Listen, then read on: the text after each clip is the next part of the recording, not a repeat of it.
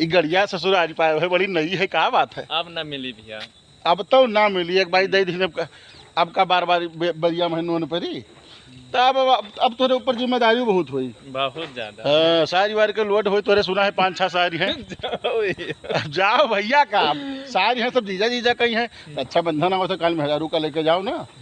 और का बोलते हैं, दूर बहुत है ससुराल। अरे कहाँ है? देहरादून। देहरादून। वो भैया तो बड़े होशियार आदमी हो भैया, जौन में भी आके नहीं अब साल भर में इनका मौका लगे ना तो मेहरू पठैया है ना। अरे भैया तब तो कोरियर वोरियर तो क्या हो रखिया। हाँ तब यहाँ ये देखो भैया होशियार प्राणी है भैया। देखो हमारे गाँव गिराव का हुए कौड़िया इनके घर है। कहाँ घर है भैया तुम्हारा?